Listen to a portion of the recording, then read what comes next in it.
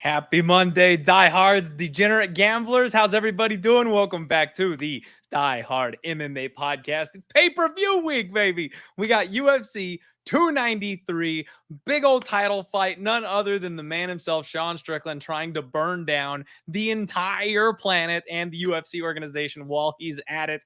Cannot wait to get into this week and talking to you all about the action.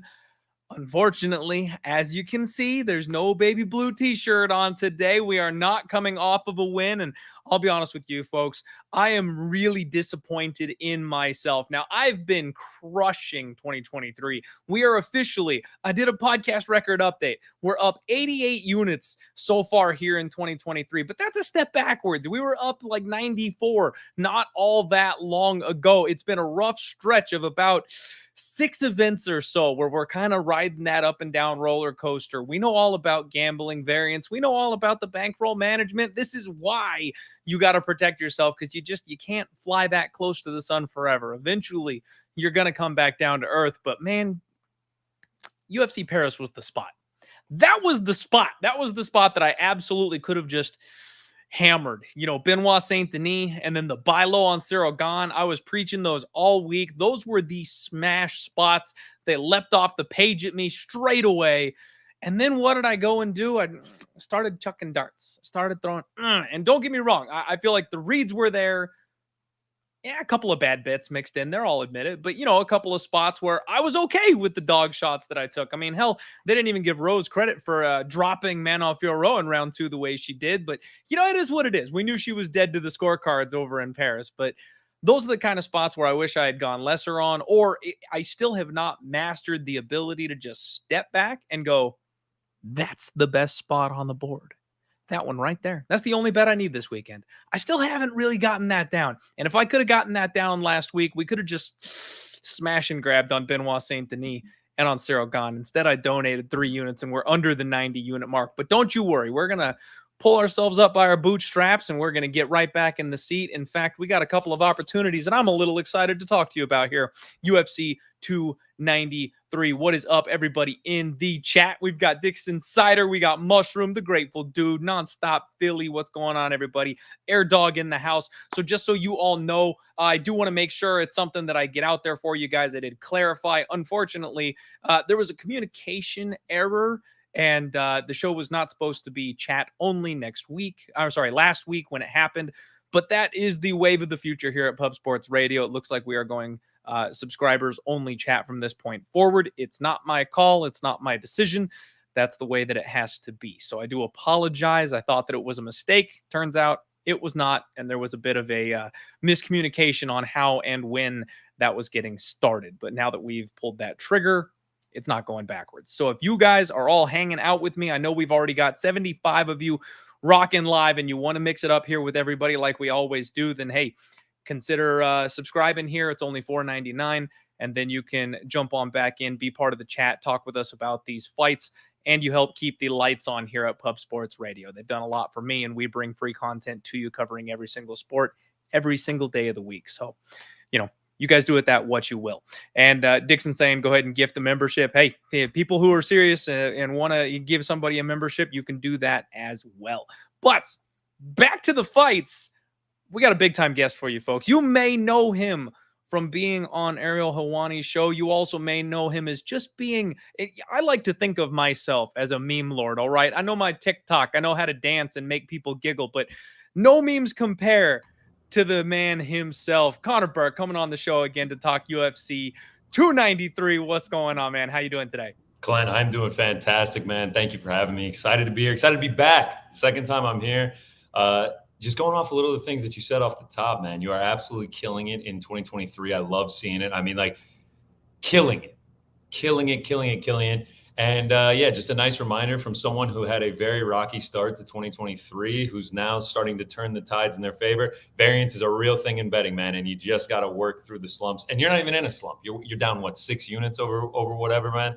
I know, I was right? down bad at the start of 2023, so I have no doubt you're going to hit that 100 unit mark for the year and just keep on climbing, brother. Listen to me over here bitching and moaning like I'm down or something. You Good. get those one or two people on social media that start Oh, crabbing at you for a bad bet or two, and I'm like, bro, I'm up almost 90 units. Like, what? How are we looking at this like I'm in some sort of a slump here? No, you're absolutely right, man. I'm glad to hear that you're on the up track as well, and I just gotta, I'm not perfect. I'm not a professional gambler. I made a me couple of neither. my same old type of mistakes on last week's card, and that's all it is, man. I recognize what I did, and I got to just be like, okay, we locked that shit down for 8 straight months, and I had one night where I kind of slipped back into old habits. Let's just put those Also, walls dude, back up. what you said about trying to get it in check with like, man, if there's a smash spot, just hit that and get out, man. There's so many times like I always end up with more bets than I anticipate to have just because Every you want time. them because it makes it so much more fun. But man, there's some times where I'm like, I knew that was the pick.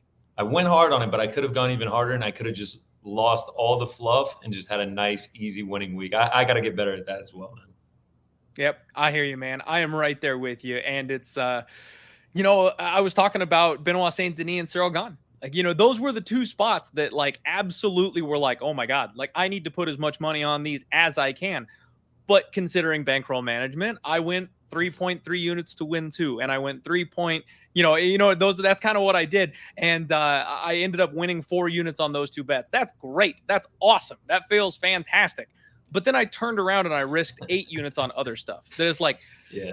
I just got my unit sizing wrong last week, man. That's all it was. Like, I really should have smashed those spots. You know what I mean? Those were some positions that It's I also absolutely could have destroyed.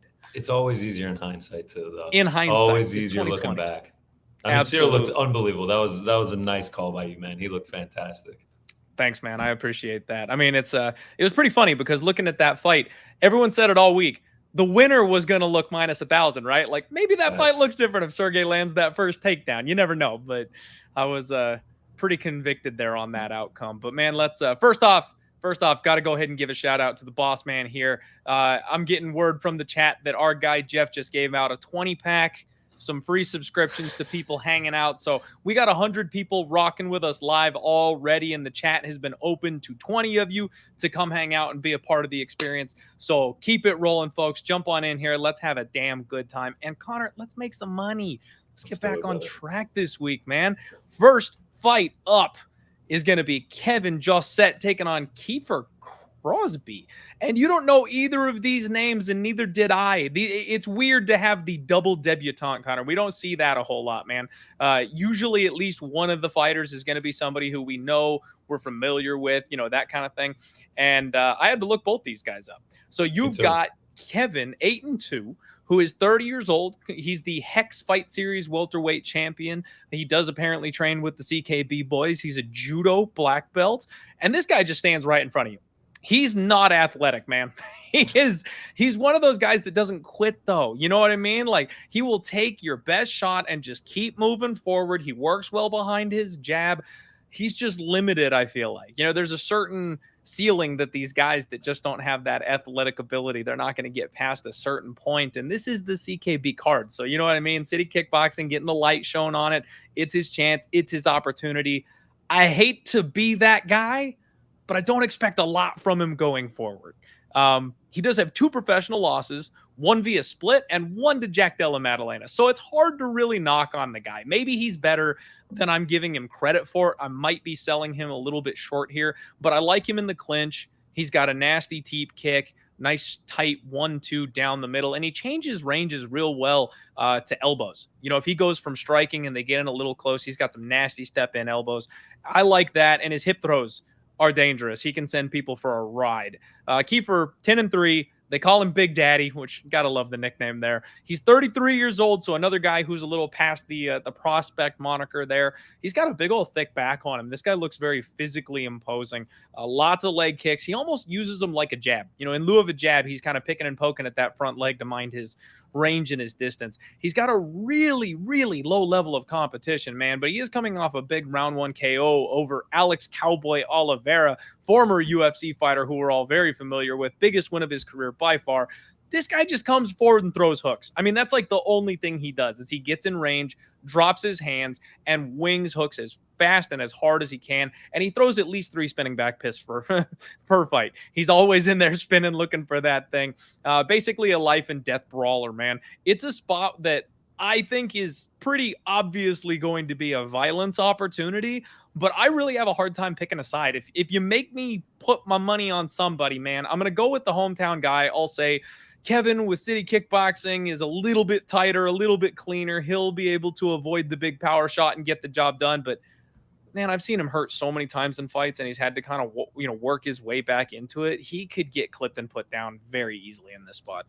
Yeah, I don't think there's really much that would surprise me in this. I need to see more from both guys. And what you said with Crosbie, I mean, he's 33 at this point. He had a stint in Bellator.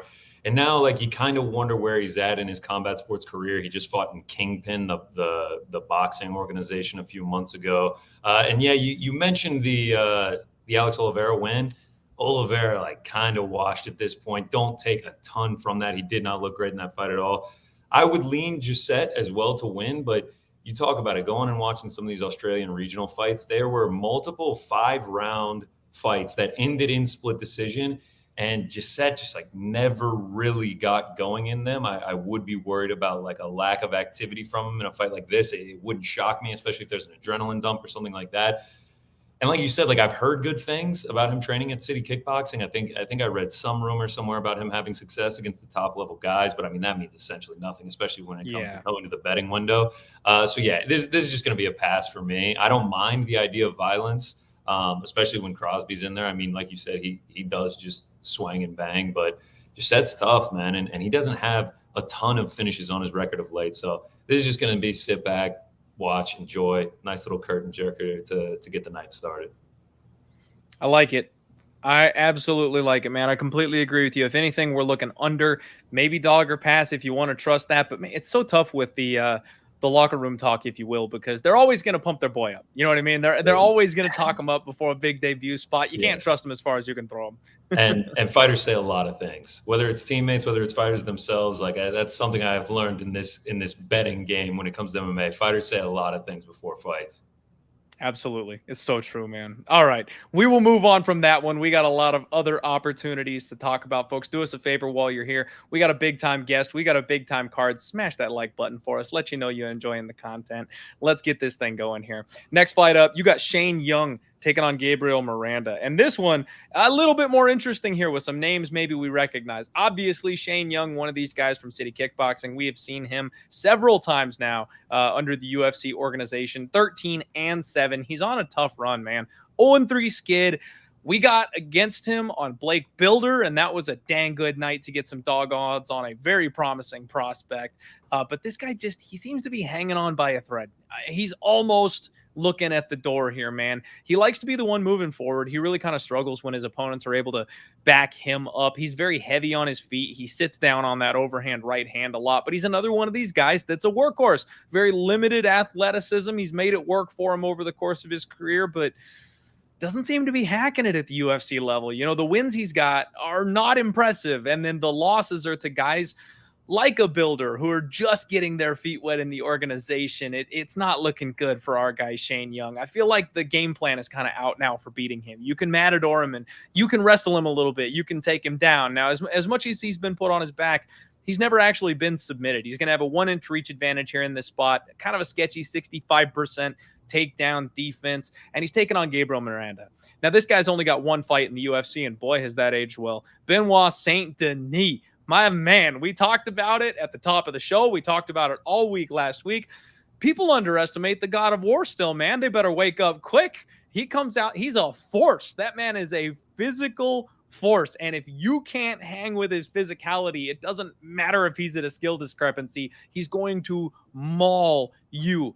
But Gabriel Miranda is actually almost the same size. Like, he's a little bit skinnier. He's not quite as powerfully built. He's not quite as muscular, but that man is a big, big dude. So I expect him to have a decent little size advantage here over Shane Young. And he's got slick BJJ, man. He's a BJJ black belt. He's training at MMA Masters. And my biggest thing going against him in the Benoit Saint Denis fight was that he can't wrestle. I'm like, look, he's always going to accept bottom position here. He's always going to get taken down. He'll always be on his back, and you're never going to beat Benoit Saint Denis off your back. Like, Thiago Moises couldn't do it either. Nobody's going to get that man in a triangle choke. So Gabriel Miranda was an easy fade spot. He reminds me a lot of like a Paul Craig. He's a big, strong, lanky dude.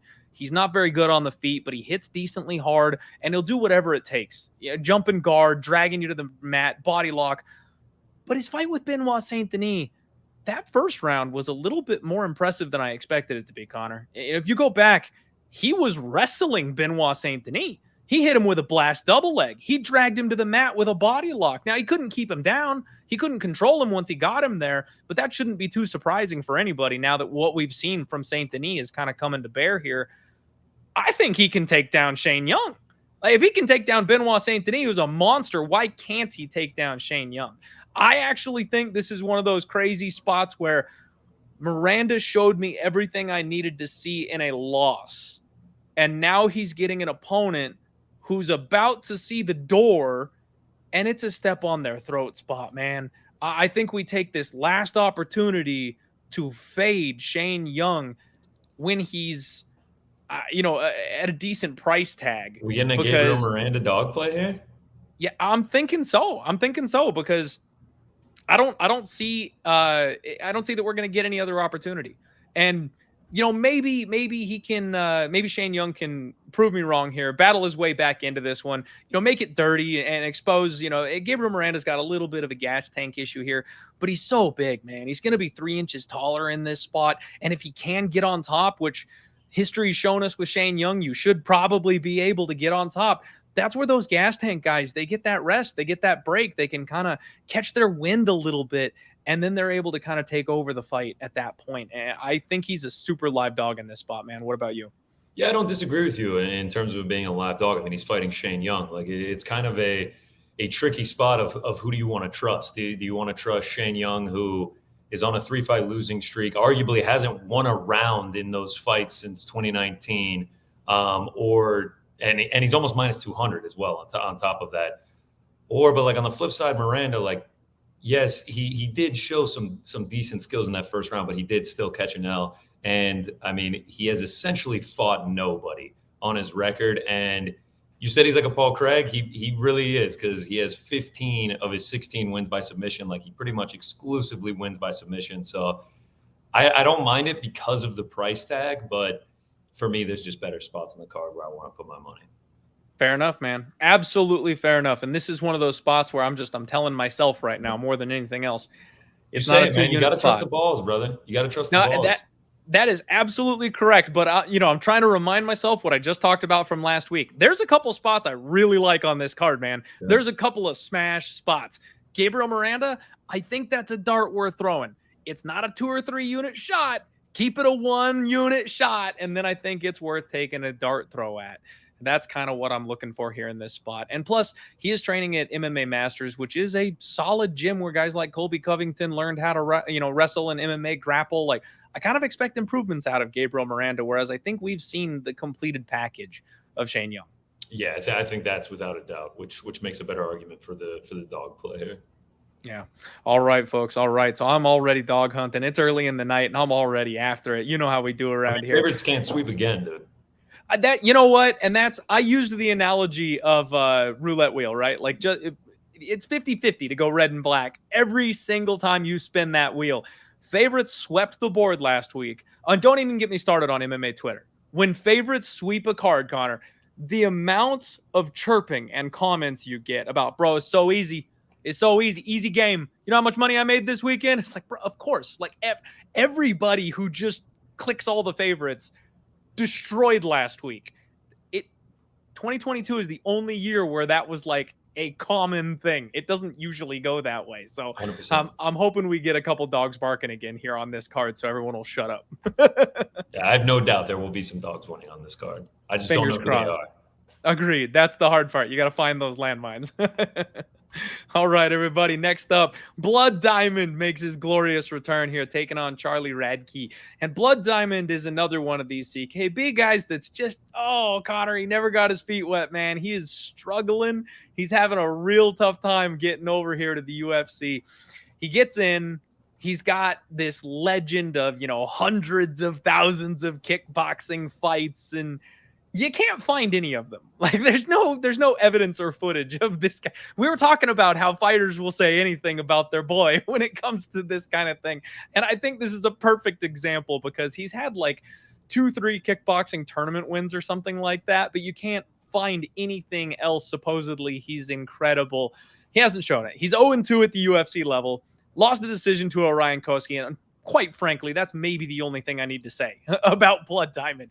If you're losing to one of the Kosi brothers in 2022, 2023, you're just probably not going to hack it at the UFC level. They've both already been cut. It's not a thing.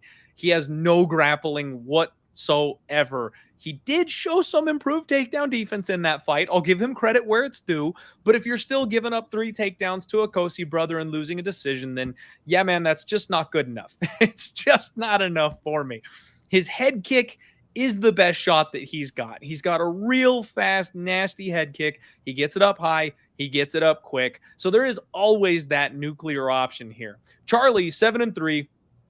It seems like this entire card is almost CKB versus MMA Masters, man. That's like an under the radar storyline that's going on here, as those two gyms have a lot of combatants on the same card here. He's a BJJ purple belt, 33 years old. He does keep like a nice high tight boxing guard coming forward, which is good. Little poking leg kicks and a nice in and out footwork style, good movement. I like the way he kind of shuffles around there in the cage, but he also has just kind of lack of experience. I don't know. He got hurt badly in his last 2 fights, man. It was pretty tough running the tape back on him because in his last 2 fights in a row, right before the UFC, in the very first round of both those fights, it looked like he was done. It really looked like 1 or 2 good follow-up shots and he was going out. I worry about the chin of this guy. I'm almost, and I guess maybe it's a little too early in the week, but Connor, I'm almost a little concerned that the UFC is like shipping this guy in to get Blood Diamond to win. You bring him into the organization. He's supposed to be with City Kickboxing, and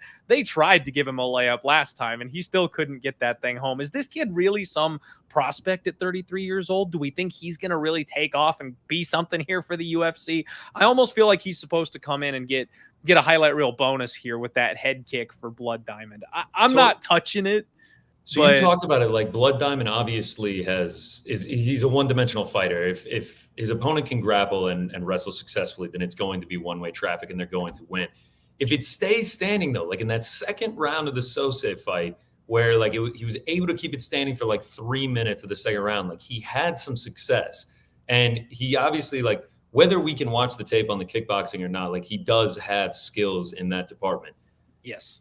Also, just a quick sidebar, the nickname battle here, Blood Diamond, Chuck Buffalo, all-time matchup. I mean, that might be the best fight on the card in terms of nicknames.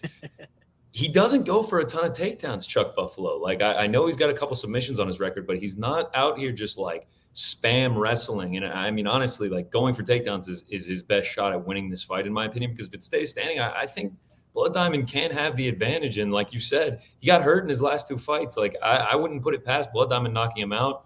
The price tag is crazy at this point. There's no way I'm trusting Chuck Buffalo to go across the world and to implement the grappling at minus 300.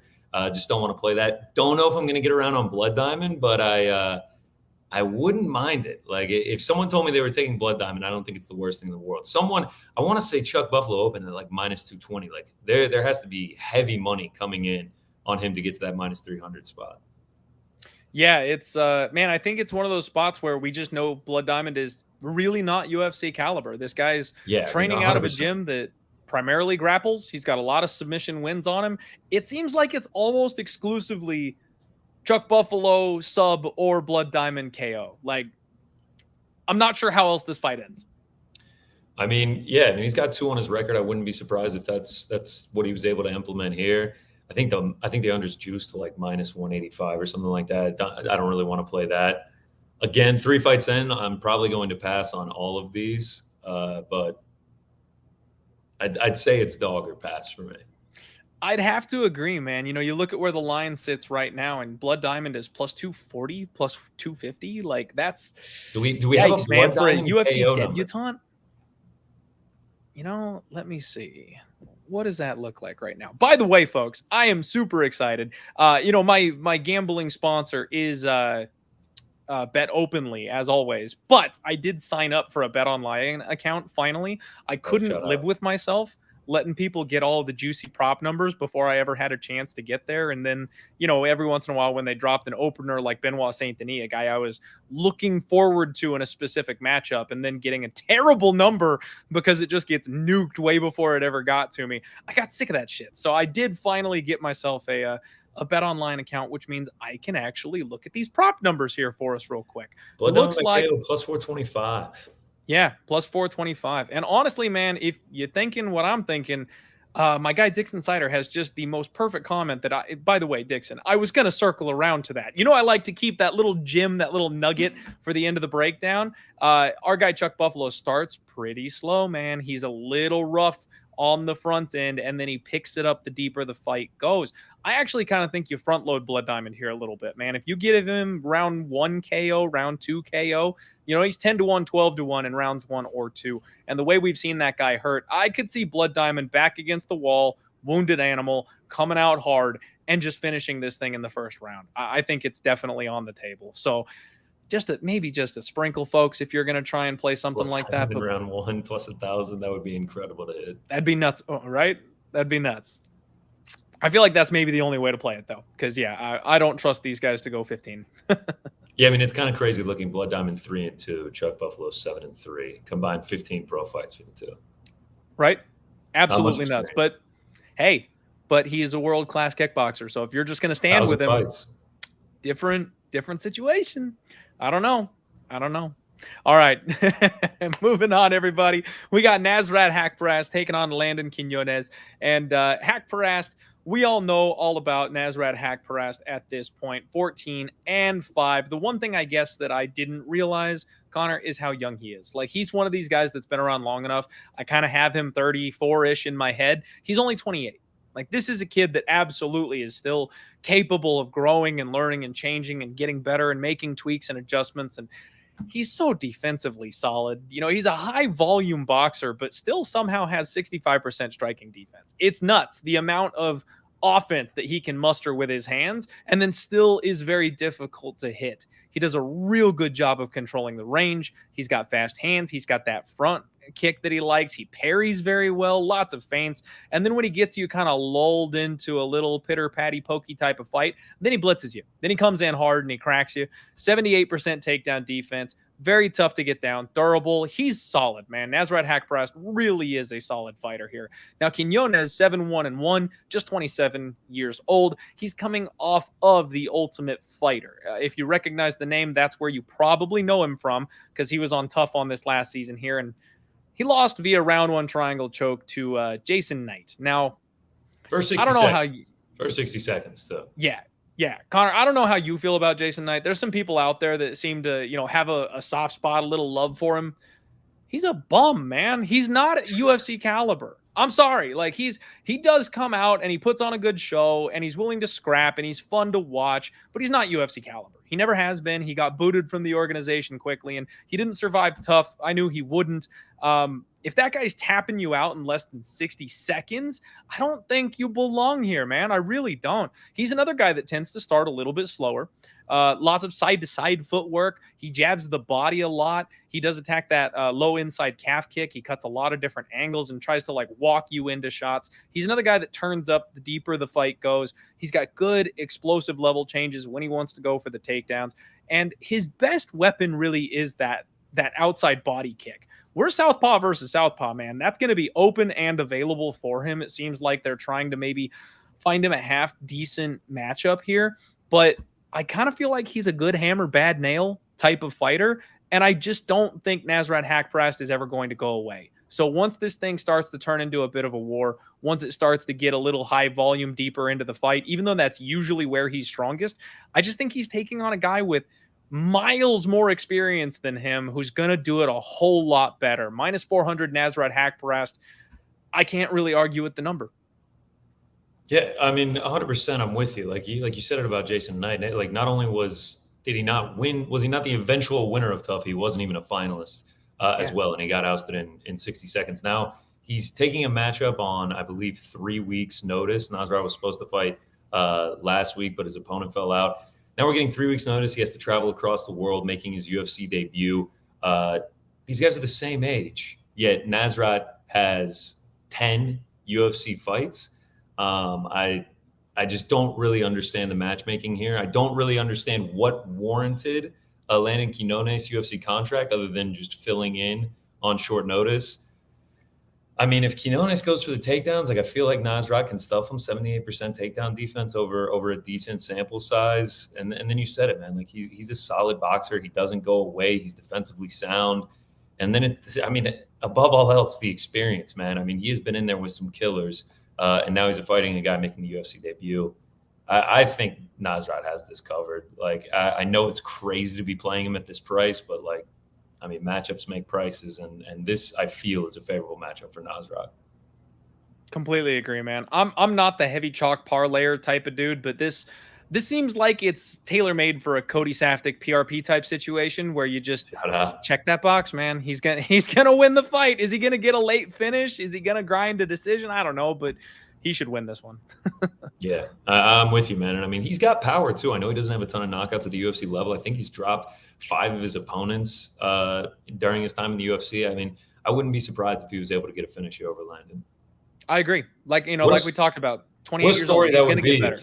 If Landon was able to pull this off, man. I mean, that would be insane, dude. You get finished in the first 60 seconds, the first round of Tough, and then you step in on 3 weeks short notice, and you get a dub over, essentially a vet at this point with 10 UFC fights under his belt. That would be wildly impressive. That would be nuts. That would be absolute insanity if he managed to pull that off. And I'm here for it. Sure. I'll be screaming my head off because I probably won't have a lot of money on Nasrat, so it'll be okay. All right, everybody. Next up, Jamie Mullarkey takes on John Makdessi.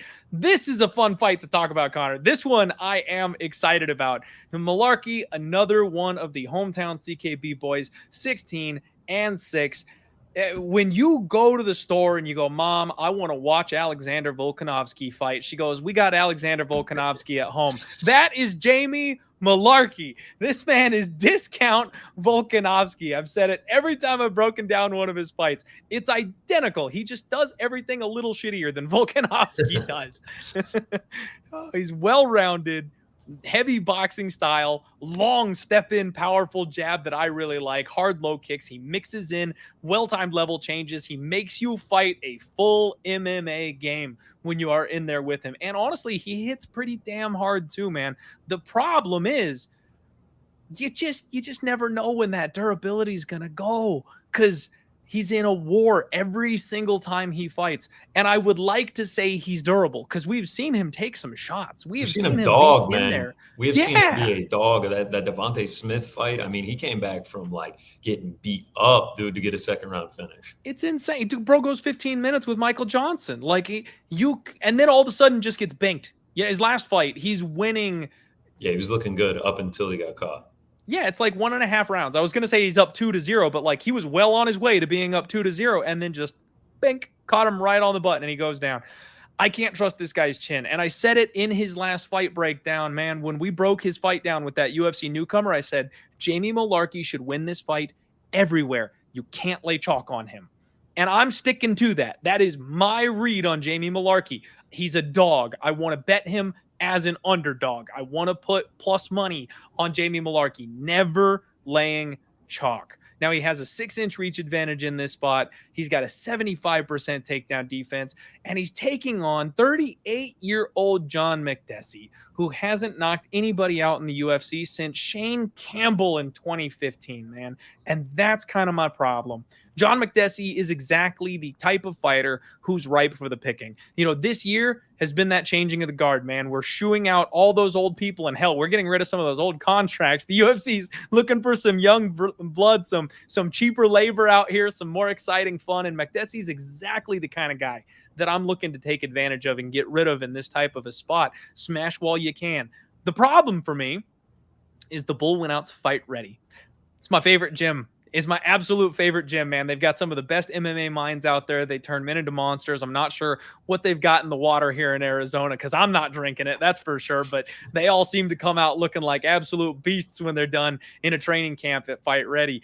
The old man still got it. You run back his last couple of fights, he's got that defensive karate-style kickboxing, lots of picking and poking shots. He uses that side kick to maintain the range. His hands are always low, but it's not a bad thing because he's still got like the speed and the movement to parry and avoid the big power shots. He rolls well with punches. He is so defensively solid. It's really wild, man. And he's regularly putting up over 100 significant strikes in a single fight.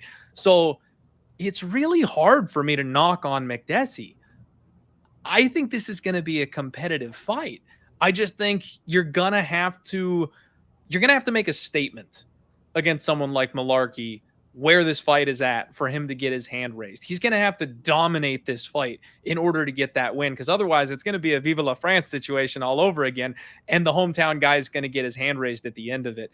But Fight Ready is exactly the kind of camp that might get him the game plan he needs to be able to pull that off. I don't know. Yeah, so the biggest thing for me, and you're a smarter man than me, not playing Jamie Mullarkey at chalk. That's why you're up 88 units on the year. I played him, I believe, on Saturday night, and he was minus 180. That thing has been steamed to the moon, which I want to say it surprises me, but I guess people are saying what you said. So the size advantage is huge here, and I know that Makdessi dealt with that against Bahamondes. I tend to believe that Mullarkey has a little bit more dog, a little bit more fight, and a little bit more skills than Ignacio Bahamondes at this point. And the biggest part on not trusting Mullarkey's chin is Makdessi, like you said, has not had a knockout in over 8 years. I think it's going to be a competitive fight, but I like the hometown kid here with almost 9 years of an age advantage, 4 inches of height, 6 inches of reach. And I also like the idea of him being able to mix in takedowns. We've seen him in the last few fights go for takedowns. I think he can do that. Obviously, the biggest concern is the fact that he got knocked out bad 3 months ago. And, if Makdessi makes me pay that way, if he breaks his no knockout streak at the age of 38 years old because he went to Fight Ready and now the bull is now a beast, I'll just accept it. This like you say, could be one of our last chances to play against John Makdessi because he might be on his way out. If Jamie Mullarkey loses, I mean, this will probably be my 4th time going to the well on Jamie Mullarkey. I was on Devontae Smith. I believe I threw him in a parlay last time out. This is the last warning shot. If Mullarkey loses this, then yeah, I'm going to have to absolutely quit the kid. But I like the advantages he has physically. I like that he's fighting in his home country. I like the age discrepancy. And I like him to bounce back here. I like it, man. I'm with you there. I'm going to pick him to win, but just like last time, I'm not touching it from a betting perspective. I will pick Jamie Mullarkey, and when I throw my $5 full card sweep parlay together, Jamie Mullarkey will be the side. I'll put him in there on it, but I'm definitely not putting him in a straight parlay or anything like that. I will, however, just for shits and giggles, let's take a look and see what Makdessi by knockout would look like, because it's plus 575, man. They're not even giving you a good number on that shit. Okay. All right. See, that's the kind of thing that I was hoping we'd get 7 or 8 to 1 on a guy who hasn't gotten a knockout for 8 years. You know what I mean? Almost a decade at this point. And he's had 10 or 11 fights since then. It's not like he's been super inactive. Yeah. And they won't even get you better than plus 600. Brutal, man. That's the game. All right. Next up, we got Jack Jenkins taking on Chepe Mariscal, and this is where our night gets into full effect, folks. The first bet that I've got on this card, we're going to go ahead and talk about it right now. Jack Jenkins comes to us from Dana White's Contender Series. He is 12-2, and he's on a 2-0 streak so far in the big time organization here. This guy likes to get into firefights, man. He's got a real fun, exciting fight style. He stays right in your face, finishes combos with that hard chopping leg kick. And dude, his calf kicks are brutal. I mean, we're talking 2 or 3 calf kicks causes almost instantaneous swelling. Like your legs are immediately red, immediately compromised. And then he switches up and he starts going to the body. And then every once in a while, he'll really throw you for a loop and he'll go to the head. Like this guy's legs are deadly. He controls his range really well, fades in and out of range, and then fires and returns right after the end of your combination. He does have 2 losses by sub, and that was something I said in his last fight where I was a little worried to go to the well with him against Emmers because I thought Emmers might be able to take him down and then take advantage of what appeared to be a bit of a sub defense issue. He's got 81% takedown defense, man. He held that guy to 1 of 6, which is very impressive. Like if you've got an issue with your submission defense, get your takedown defense on point. And that's really a fix for the problem. I love Jack Jenkins. He's an exciting fighter. He's a great addition to the UFC. And I've parlayed him here in this spot. And quite frankly, Connor, if Chepe makes me pay twice in a row, then so be it. He's earned it. Okay. He'll just earn his paycheck. Yeah, I was on Trevor Peek big in that spot, man, because quite frankly, I've been a Trevor Peek guy like since pre Dana White's Contender Series. I saw this kid fighting on the regional scene. I've been excited about him for a long time, and he's kind of a Benoit Saint Denis type for me, where it's just that freakish athleticism and power. I think it's going to carry him in some of these spots, and I thought he would put Chepe down with some of those big punches he landed. He landed the shots I wanted. Chepe just wasn't going anywhere. And that was kind of what caught me off guard there a little bit. But that's where Chepe showed his veteran savvy, right? Like he used those tosses, those throws. He was able to wear Trevor Peek out. So instead of taking full force power shots, he was getting a tired man swinging desperate hammers at him in that spot instead. I think that's the difference between that spot and this one is that Jack Jenkins is not going to be a wounded animal. He's not going to be sprinting at this man. He will take his time. He will line up the shot. He will find a hole, an opportunity, and then he will come at Chepe with power shots at that point. So I think this is where the UFC went, Chepe, we brought you in to lose. You got to win, buddy. Congratulations. Let's turn you right around and send you to make somebody else look good. And I think that's what's kind of going on here. Like I said, Chepe can take my money if he's able. I have parlayed Jack Jenkins this week. He's around the minus 200 mark, and that hasn't really moved. I think we're going to see a lot of love for Chepe at a nice big fat dog price coming off of derailing Trevor Peek. Yeah, and what's weird about that Trevor Peek fight, I mean, like he survived those big shots, but we've seen him knocked out 3 times in his career before that. Like he has been KO'd before, so it's crazy that he survived, the power of Trevor Peek. But going back to Australia, man, I like Jack Jenkins here as well. I'm with you. I played him as a single at minus 185.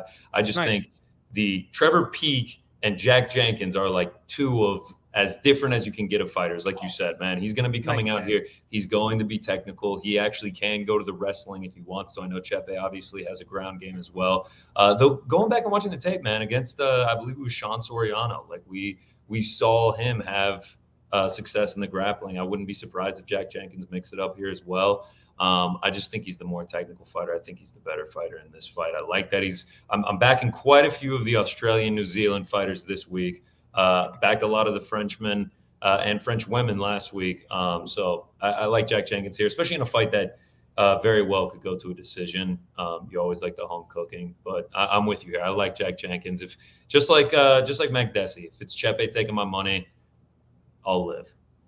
Absolutely. Glad we're on the same page here, man. Glad we are on the same page. All right, folks, we got 192 live viewers. Do me a favor, smash that like button. This is Connor Burke. You know who he is. If you don't, have you been living under a rock? Best memes in the game. Make sure you give our guy a follow. Check out all of his content. And bear with me, we're going to pay a couple bills here real quick. So first and foremost, Pub Sports Radio, my home, the place where the podcast lives. Folks, it is football season. We start Thursday. We are just days away from the best time of year where there's shit to bet on before MMA starts on Thursdays and on Saturdays. I can't wait. Pub Sports Radio not only has your usual pick'em contest free $100 up top for the winner, but we now have a survivor contest for NFL, and we have a cappers contest for NFL as well. If you want to pick your spreads every single week in the cappers contest, it's a $100 entry fee, and it's got an awesome prize pool. We got a lot of people in it, and it's the same thing for survivor. I'm in the cappers contest, so I'll be presenting my my weekly picks. That's how we get to Wix, by the way. And I didn't do the survivor this year because I did it last year and I was out within like 2 weeks. So I'm not going to donate to you savages in the survivor contest this year, but I am in the cappers contest. Come sign up. It's $100 entry fee, nice big fat prize pool, like I mentioned. And then, of course, the free weekly UFC contest if you want your shot at $100 there. Spectation Sports. Promo code DieHard for 20% off your subscription. It's regional MMA. Connor, this is what I was talking about. I found Trevor Peak through Spectation Sports. They cover a bunch of the other shows that UFC Fight Pass doesn't have. Attitude MMA, Aries FC, Cage Titans, stuff like that. So it's an awesome place if you need more MMA action. Go ahead and scratch that itch. And then the Sharp app. They've been with us for a while, folks. I've mentioned it before. Models, professional picks, Discord. They've got everything you need to get right. Make sure you're putting money in your pocket for every sport under the sun that I can't help you with. Check out the Sharp app. I will let you guys know, just a little special for you guys, because you know I love you. 3, count them, 1, 2, 3 of the coaches, the professional betting coaches on the Sharp app Discord tonight are on the Orioles -1.5.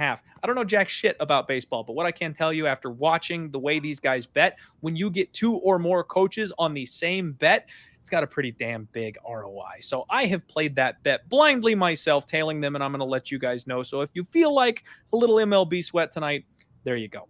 And then we have got Bet Openly. You guys have heard me talk about Bet Openly. It is freaking awesome as a tool for gamblers. 1% juice. Peer-to-peer, we are cutting out the middleman that is the bookies. So the winner of the bet pays the 1% juice, and everybody involved gets better odds because of it. It is awesome. Let me show you real quick here. Nope, that's the wrong button here. Here we go. Create a bet with everyone. Boom. We're going to go over to MMA so you can see they have added Dana White's Contender Series. So for places like California, where MMA or betting in general is still not legalized, they actually are in under DFS. So you can access Bet Openly and bet things like UFC and Dana White's Contender Series from the state of California where nobody else can offer it. So you probably want to check it out and sign up. But look at these numbers. Look at these numbers. Jamie Mullarkey, who's a -250 favorite, you can get -233 here instead. You get a matching +233 on the other side. Because like I said, 1% juice. You're going to get better numbers on absolutely everything using this platform, and they save gamblers money doing it. So make sure you guys sign up. I'm going to go ahead and get that link for you. It will be in the description below right after the show. Thank you all very much for sticking with me. We are back to break down the top end of this card. Let's get right on into it, my guy. Carlos Ulberg takes on Da-Un Jung in a fight that I am quite frankly terrified of, Connor. So everyone and their mom has already anchored a parlay on none other than Carlos Ulberg. He's a -290 favorite at this point. Da-Un Jung is a +235, +245 dog at this spot. And, I've just never been high on Ulberg. Connor, I've tried to fade him multiple times. I was successful with Kennedy and Chukwu, but I have burned a little bit of money trying to get on the other side of Mr. Ulberg. Maybe I'm just jealous of his abs. Maybe it's because he's the only fight of the night my wife will tune in to watch. But I just, he's got a bad gas tank. And I was in on Nikolai Negumereanu that night, and I thought we were going to win that ticket. The way Ulberg looked at the end of round 1, mouth hanging open, desperately running from his opponent, fighting to maintain the range and the distance, and you've just got this machine, Nikolai, coming for you, doing this thing. Like, it just breaks him.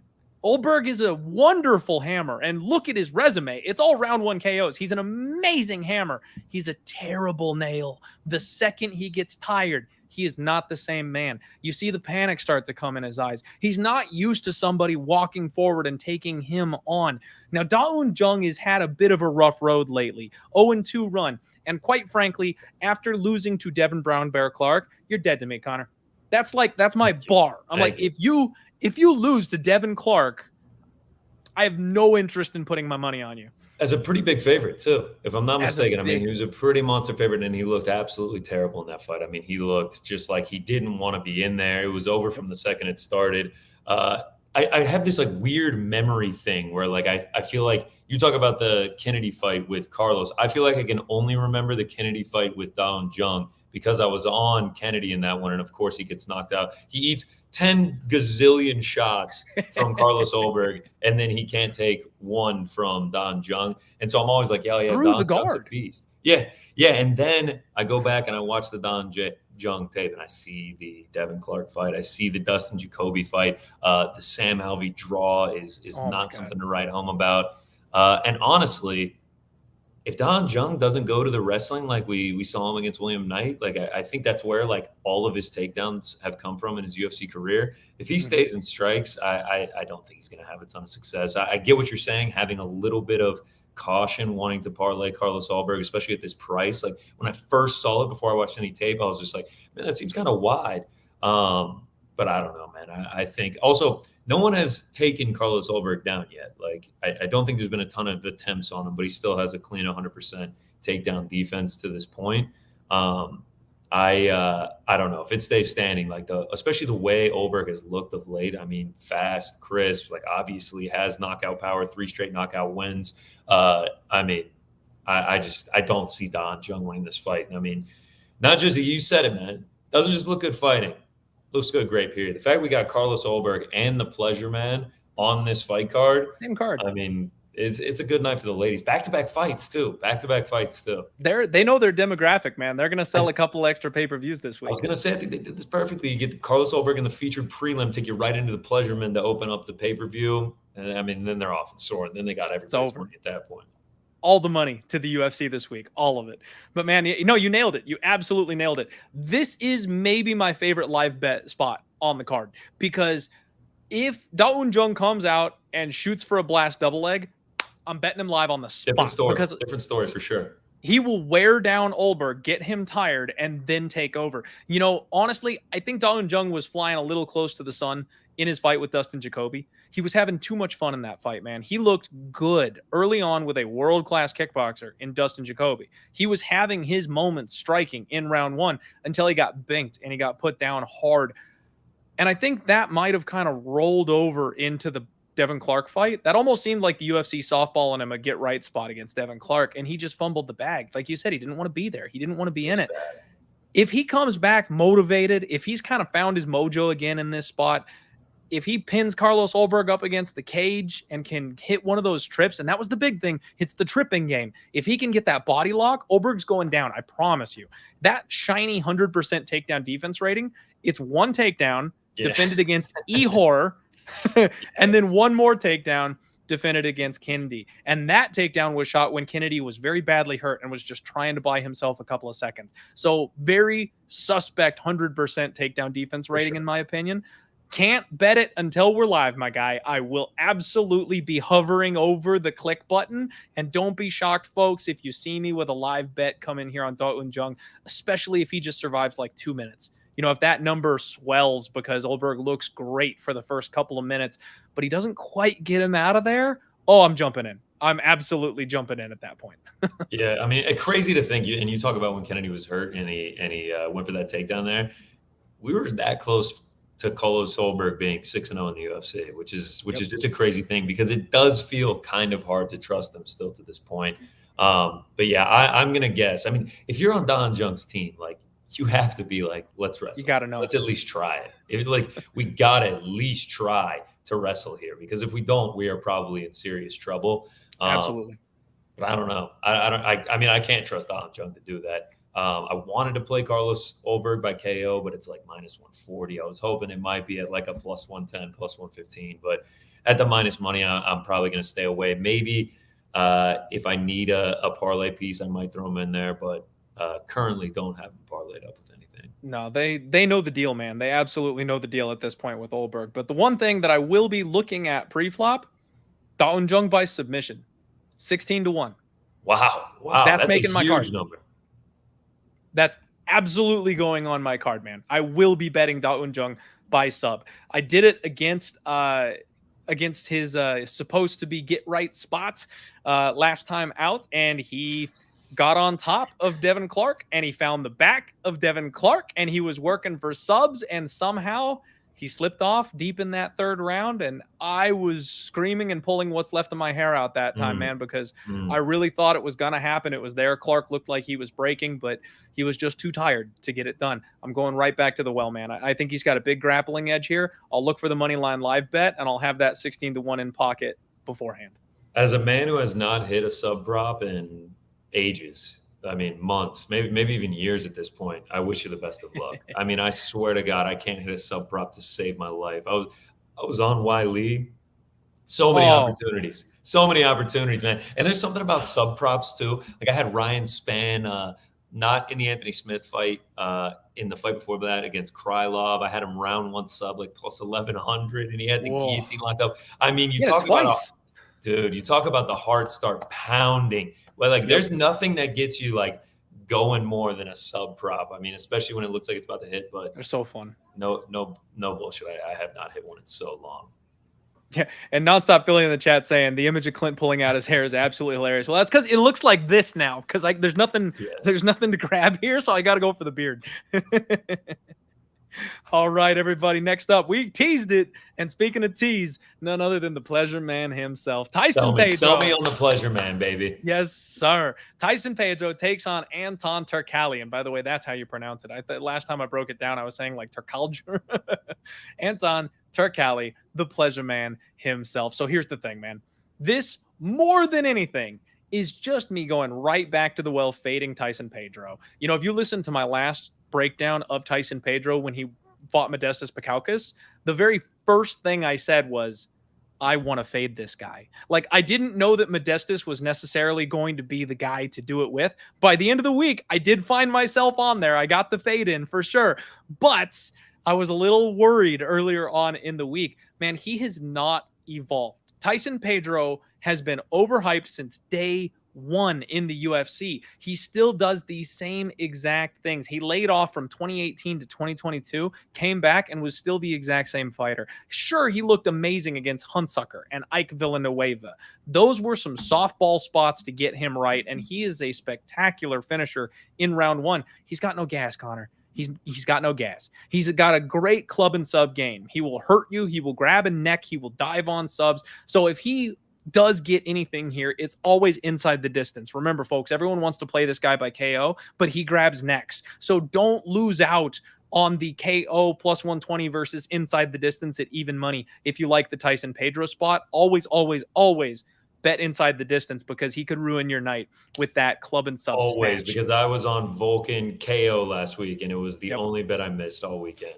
If it's that close, just take the inside the distance, please, guys.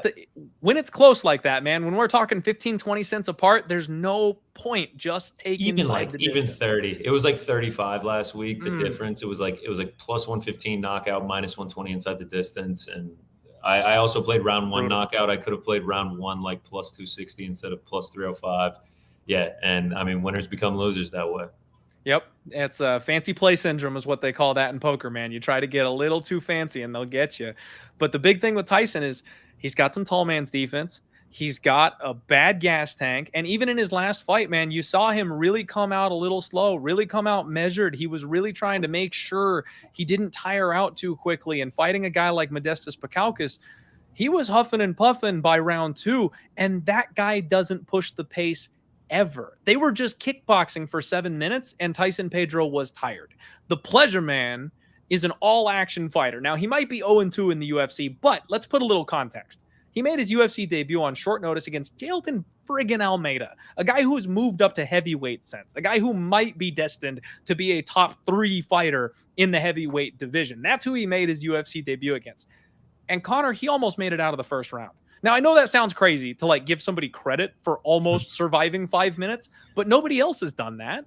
And he was defending everything well. He got back to his feet 3 separate occasions, and that's more than Parker Porter can claim. Like, this guy knows how to defend grappling situations. He's got a good get-up game. He's got the urgency to get back to his feet or get to a positive position every single time. And he's got a great gas tank. He can do it for 15 straight minutes. You see in his last fight, he took on an absolute monster, undefeated Brazilian prospect, Victor Petrino. And dude, he took his back 3-4 different times. The only reason that fight ended the way that it did was because Victor Petrino is a Yoel Romero. He explodes, and no one can control how strong he is when he goes. And he was able to manage to reverse those back control situations and get on top of the Pleasure Man in those explosive transitions. That's not something Pedro can do.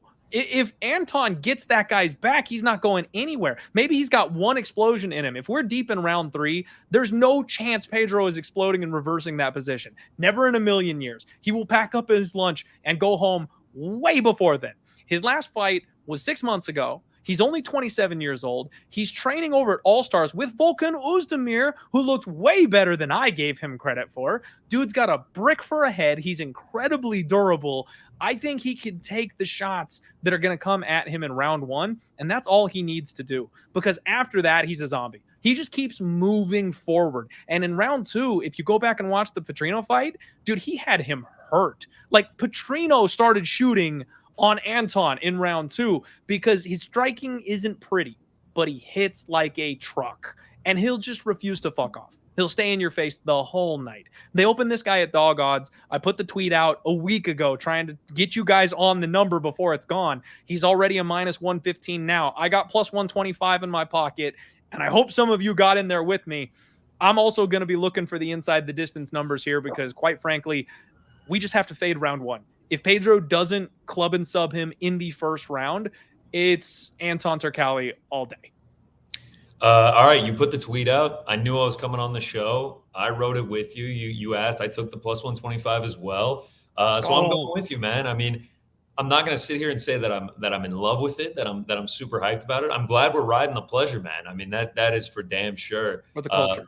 But yeah, I saw you throw it out there. We got to do it for the culture. Couple things that give me pause. Tyson Pedro did say he was sick before his last fight. I don't know if that's true or not. Fighters do say a lot of things. The other thing, Turkalj, I mean, he is a little bit sloppy, but I do like the cardio. I do like the chin aspect.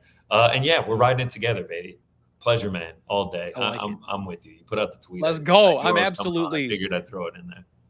I'm doing that mirror pose with my leg up when we cash that ticket. I mean, the Instagram game is 10 out of 10, dude. You're not getting much training footage. You're going to get a lot of nice and sexy pictures, though. That is for sure. A lot of slick back, a lot of what do they call blue steel from Zoolander. That's what you're getting on Anton. Yep. Lots of eye candy there from the Pleasure Man. But man, it's and you nailed it, man. You nailed it.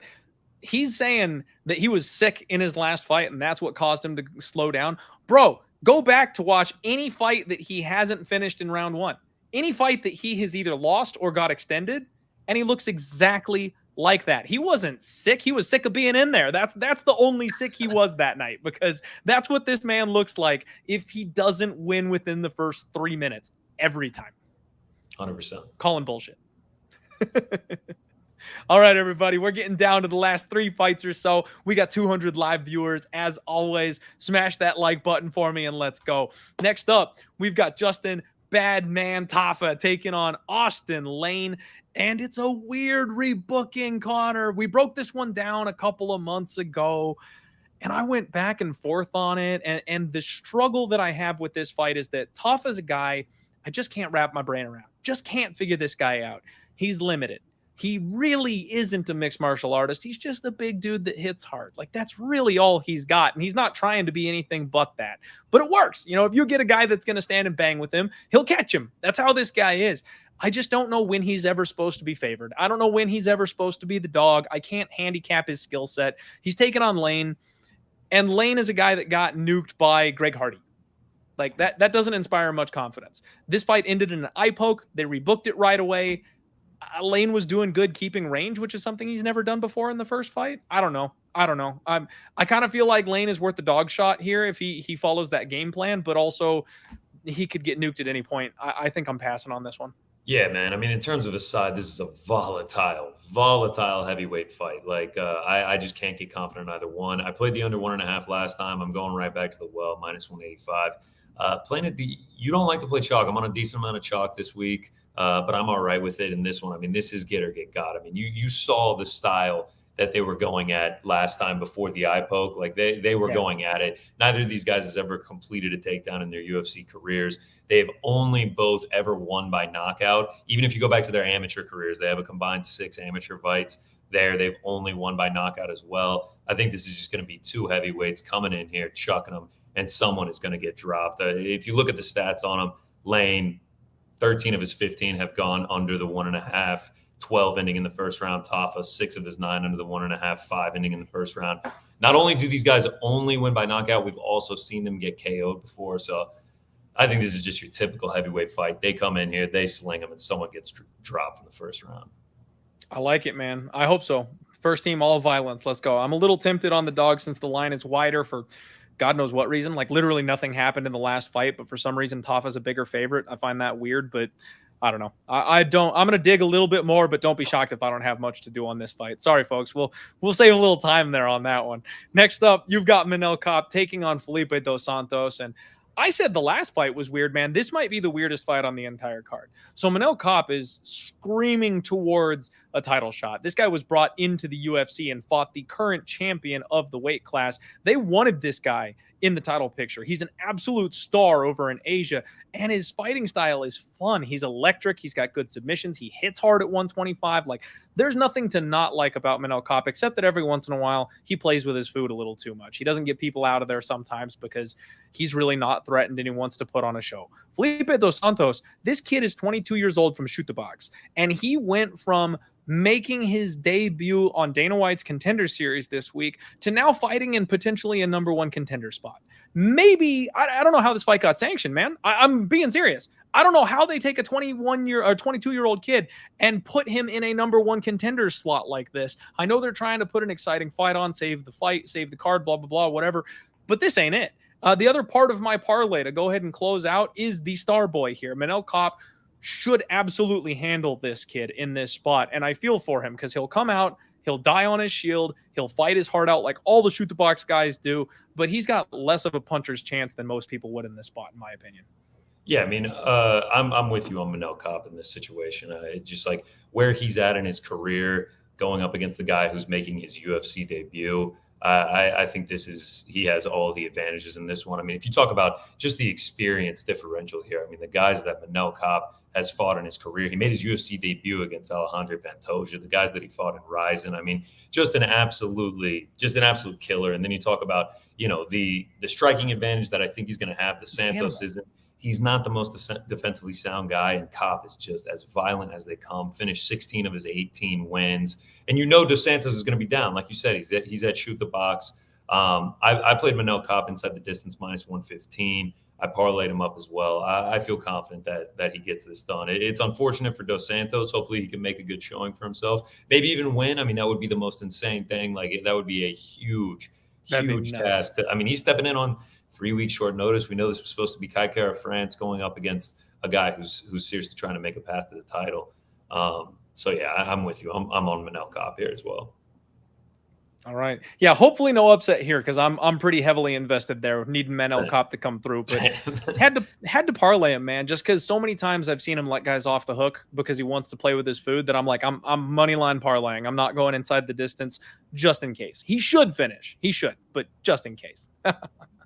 All right, everybody, here we go. Co-main event time. Tuivasa takes on Alexander Volkov. My guy, my Russian. I've done the 7-unit bet many times, and Alexander Volkov is like 4 of the 5 times that I've done the 7-unit bet. I absolutely love this guy. He's always flown on the radar, under the radar. He's always been underappreciated. He's an absolute monster, man. He is massive, even at heavyweight. He's just such a big dude. He's like what we thought the skyscraper was gonna be. He packs some muscle on, he hits hard, he targets the body. He's on a 2-fight win streak, and he's never, ever looked better. The problem is it seems like he's just being kept out of that contender circle. The loss to Curtis Blades, the loss to Cyril Gahn, the loss to Tom Aspinall, like those guys, he just can't quite crack into that top 5 circle. And here he is, a -250 favorite with steam coming in on Volkov against hometown kid Tai Tuivasa. Bam Bam is the exact opposite story. 0-2 in his last couple of fights. He lost to Ciryl Gane. Those body shots, man, they just added up over the course of that fight. Ciryl put on an absolute performance, and he got put out in round 3. Quick turnaround against Sergey Pavlovich. He got sacrificed to the altar of the future champ there. Round 1 banger type of fight, and he was the one on the losing side of it. So I feel like I'm very, very familiar with both these guys, man. I've made a lot of money both on and against both of these fighters. And I got to be completely honest with you, Connor. I'm waiting for this line to peak. It's Shui season, baby.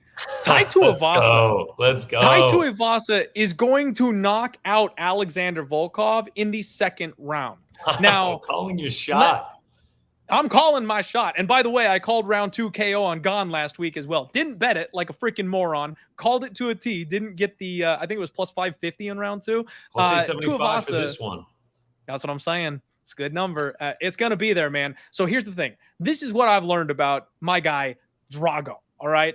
He struggles with explosive speed. You go back to the Jairzinho-Rozenstruik fight. Jairzinho only had one shot to win that fight, and he had it in round 1. He landed a massive step-in left hook on Volkov. Now, Volkov was able to land at the same time and back him off. It was maybe a little bit of an early stoppage. Jairzinho was still game. He was still in there. He wasn't unconscious. A lot of people got upset that night about that stoppage, but it showed that the exact same problem that Volkov has had his entire career is still there. He's so damn lanky. He's so damn long. He drops that right hand, Connor, and that leaves the left hand side open.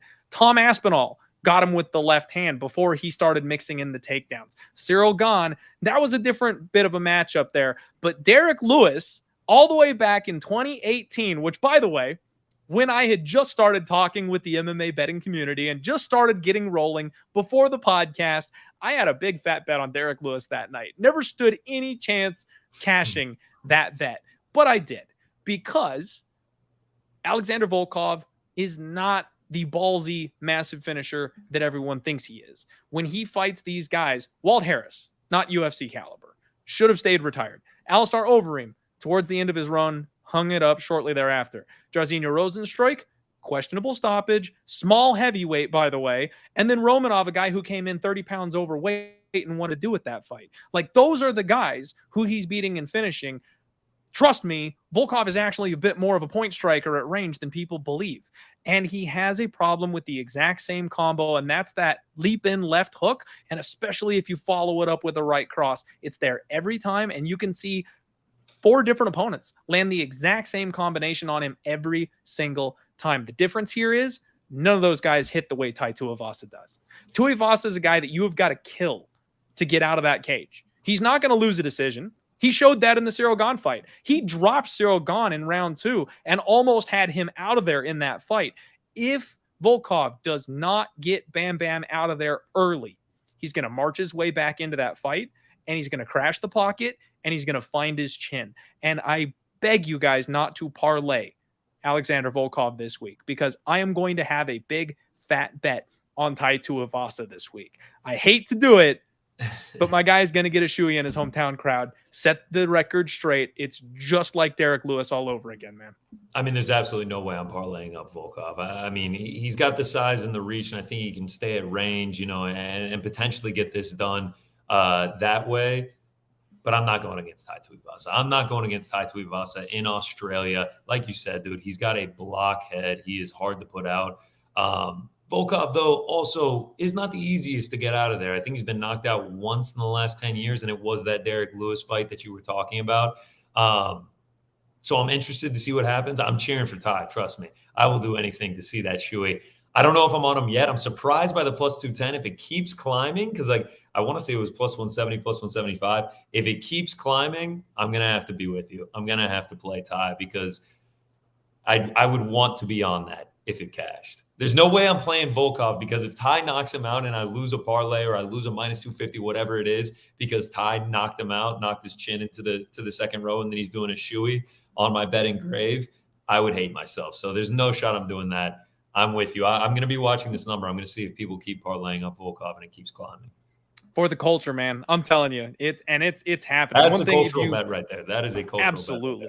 No, but if you watch like the UFC countdown stuff, like Ty has gotten serious about his training regimen. He's getting in better shape. He's actually working on like his explosivity. Could you imagine like the man who has the type of power and speed he does working on being more explosive?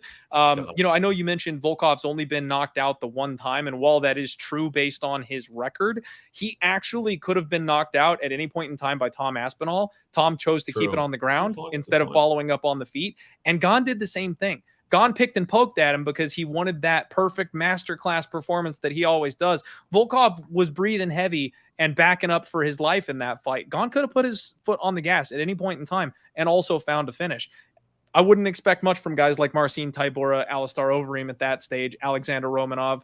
He could have more KOs on that loss side of things and just didn't happen to fall that way. I think he gets number 2 on Saturday. Yeah, I'm with you, man. I mean, I haven't put the bet down yet, but I would love to ride it. All right. I love it. I love hearing it. We're going dog hunting, baby. That one's coming through. I'm telling you guys. Tuivasa, that's the spot this week. All right. Main event time. Israel Adesanya taking on Sean Strickland. Oh, my God. I don't think I'm prepared for the world if Sean Strickland is UFC champion, Connor. I just don't know that I can handle that. That could be that could get ugly real quick. The guy's going to get exposed to so much more media at that point, and they won't be able to stop him because he's got gold wrapped around his waist. It's going to be absolute insanity. The UFC is absolutely praying that Israel Adesanya keeps his belt and they don't lose the Dreykus fight, because that's the real moneymaker here. Yeah, 100%. I mean, this fight kind of writes itself, right? Like, you've got Sean Strickland, who I tried to fade in his last fight against Abus just because the raw power of Abus. I didn't expect him to have 4 minutes worth of gas. I thought he'd be able to last a little longer than that. But this guy just destroys you. He walks forward and keeps sticking his hands in your face until you slow down. I don't know how he's as defensive as he is with the constant forward movement and pressure and constant offense. He still manages to like cover and roll and parry so well that you still can't quite get to his chin. Like, Connor, I'm low-key convinced that Sean Strickland is chinny, but people can't hit him anymore because he does well enough to keep you off of him somehow, even during the times when he's standing right in front of your face. So Israel Adesanya is going to have his hands full here, but I think it's a fight very similar to the Alex Pereira fight, right? Now, Pereira's worked with Sean Strickland. Of course he did, leading up to this fight, because he'll do anything he can to get at Israel Adesanya. But I think Izzy's going to have to go back to using kind of the, not the Paulo Costa fight, well, the Yoel Romero fight, where he just slowed it down. You know what I mean? He did whatever he had to do, kept the space, kept the range, picked and poked. Sean's not going to let you fight that type of game plan. So I actually think we could see Israel Adesanya on his bike for quite a bit of this fight, making sure he maintains the range that he wants and really just frustrating Sean Strickland. I don't know if it's going to be like a 4 or 5 KO type situation for Adesanya where he finally finds that spot on the button, or if tables turn, Sean starts to wear him down with that constant forward pressure and they make it to the cards. I'm honestly a little worried about Adesanya at minus 600 this week, but it's a beautiful anchor for any parlays you might have, because you can get Sean Strickland on the other side of this thing, plus 400, plus 500. Easy way to hedge out and lock up some cash if that's what you decide to do. I'm sticking with the champ, man. I think Adesanya is going to keep his belt at home here, but don't get me wrong, I absolutely see the problems that Sean Strickland could cause him. Yeah, I actually I do disagree with you here a bit. Like, I don't know how much Sean Strickland is going to have for Izzy. I mean, when it comes to the striking, like, he's going to be the taller fighter, the longer fighter. He's going to be able to work at range. Sean Strickland doesn't really present a huge power issue. Like, he has 4 knockouts in his UFC career, and I don't really favor him to get a knockout on Izzy. Sure, you could say maybe he'll go to the ground and try and work in the grappling and use that advantage there. We'd never really see him do it. He said he would stand and trade with Alex Pereira again. And then on the flip side of that, it's not as if Izzy's a fish out of water in the ground game. 77% takedown defense. Really, the only people we've seen him have success against is Jan Blachowicz and Marvin Vettori. And those are 2, solid wrestlers. They're not Sean Strickland. So, I mean, in my opinion, I think it's going to be Izzy, like you said, getting on the bike, just outpointing him over the 5 rounds. Maybe as it wears on, maybe a late finish if he really starts to frustrate Strickland and Strickland goes for it and gets caught with something. But I mean, I think Izzy's got this covered. 49-46, 50-45, something in that territory. I mean, you also have to go the experience differential between these guys. I mean, Izzy has fought the best of the best over and over again. Sean Strickland, the 2 times we've seen him go up against contendership, Alex Pereira knocked out in the first round. Jared Cannonier lost a close split decision. Other than that, I mean, who's his best win at 85? Jack Hermansson. I don't really feel like this is a title shot that makes a ton of sense. I get it because of the circumstances surrounding Dricus du Plessis, but in terms it's out of necessity. Yes, he's 2-2 in his last 4 fights, and one of the wins was against the guy that was kind of like a fingers crossed for the UFC to be like a big name prospect, and it didn't work out for them. So I mean, I think it's Ant still on Saturday night. Completely agree, man. And we talked about how you can't trust these UFC fighters and the things they say necessarily. Izzy's kind of the one guy that I've learned you kind of can trust. And one of the things he said coming into this fight is that he's going to make it look easy. Man, the last 2 times he said that, he absolutely has come through on that promise. When he says, I'm going to make it look easy, Izzy puts on an absolute masterclass performance. So I'm not bucking that trend here. I'm believing the champ. I'm riding with the champ. Maybe he gets that knockout. I'm not sure that we necessarily can count on that, like I said, but gorgeous, gorgeous, gorgeous anchor for the parlay. And still, Israel Adesanya. Connor, my guy, thank you so much for doing this with me. Thank you for having me, brother. Yeah, of course, man. I hate I have to do it. I have to run. I'm sorry, we got to cut you loose. We got every fight in. Thank you so much for having me, brother. I really, really appreciate it. Hope to come on again. And UFC 293 should be got anything to plug before you go? MMA Hour. That's actually why I have to run. We're about to record a very special interview that will be airing on Wednesday. So we will see you there for that. Thank you again for having me, Clint. Love to see it. Thanks, man. Talk soon. All right, everybody. That is this week's episode of the Die Hard MMA podcast. Thank you to you 200 plus degenerates rocking with us live right now here on the show. We had to kind of hustle through that. And I do apologize. I know the show generally is between like an hour 30 and 2 hours ish. We like to get into it and break it down and kind of have it back and forth.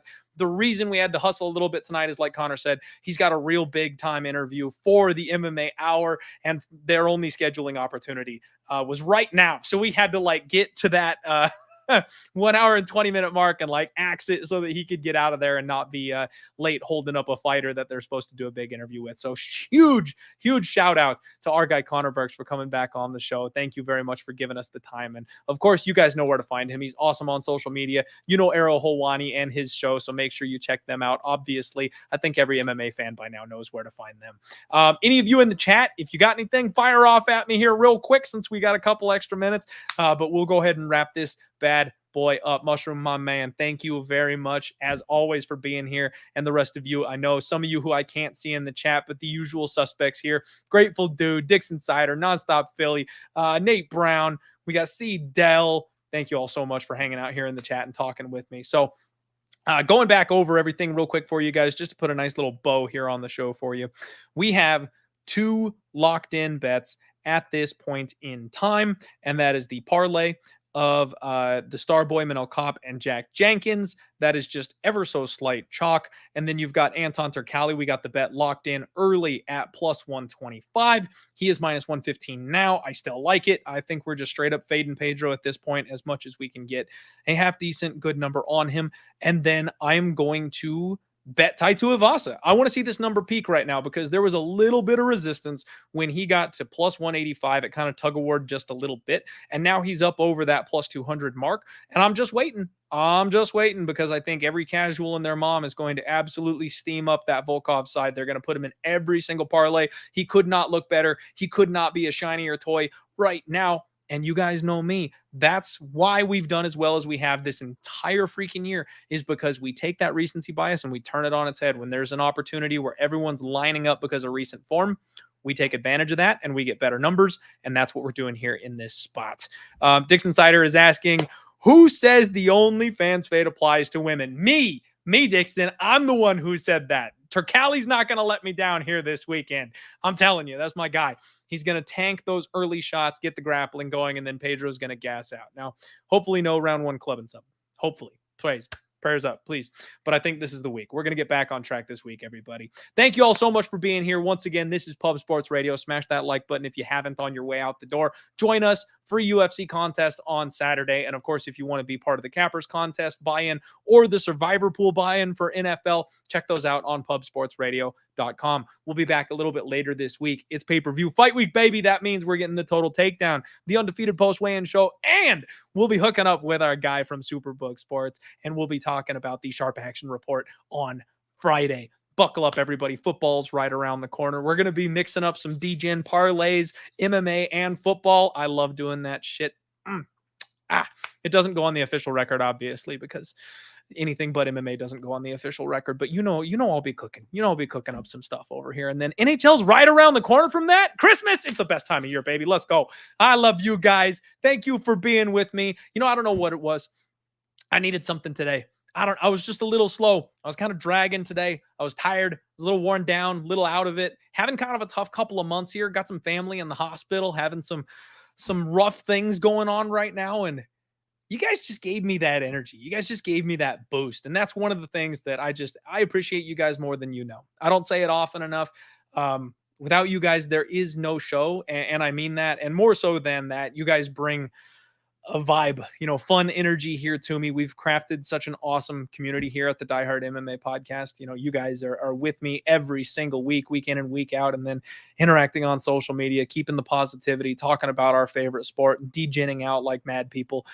It's awesome. It's awesome. And you guys absolutely put me in a better mental place today, just being here and being able to talk about fights and the constant love and support in the comments and stuff. You guys have no idea what that means to me, especially when times get tough. I know that, you guys are always right there for me. So thank you. Thank you all. Have a wonderful week. Let's roll.